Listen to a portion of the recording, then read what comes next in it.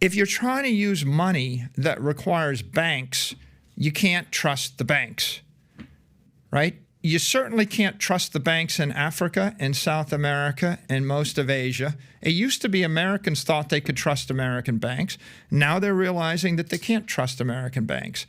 So the first order impact of the banking crisis is people think, well, maybe the money I had in the bank's going away, and so I ought to put it in a bank in cyberspace that isn't controlled by the government or by the bankers, and that's Bitcoin.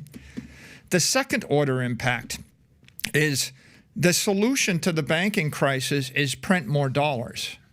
And if you print more dollars, the actual monetary inflation rate goes 10%, 15%, 20%. So you think, why do you think those bonds crashed? Because they're actually claims on dollars. Do you really want to hold $1 billion of Zimbabwe dollars?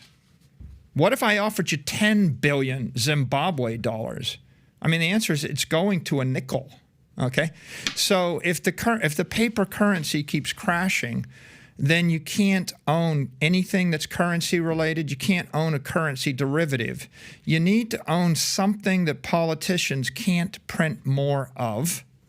Okay, well, that's oil, that's land. But the problem is, try hauling 100,000 barrels of oil from where you are to London, where you want to be. How are you going to do that?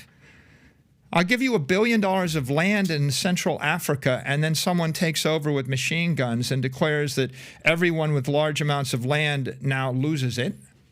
That happened in Zimbabwe. You're going to pick up the land on your back and carry it to France? So it's simple. If people lose faith in the banks, they lose faith in the currency. When they lose faith in the currency, they lose faith in the government. When you lose faith in the bank, the currency, and the government, and someone says, what can you trust?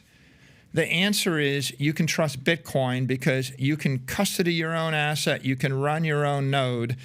And at the end of the day, even if the Chinese want to shut it down, they can't. If the Russians want to shut it down, they can't. If any nation state wants to shut it down, they can't. If the US wanted to shut it down, they can't. And so everybody wants something that they can trust that is beyond the reach of a corrupt politician, a corrupt corporate executive, or they don't have to be corrupt. They can just be well-meaning, trying to do the right thing in a misguided fashion and meddling with your economic life.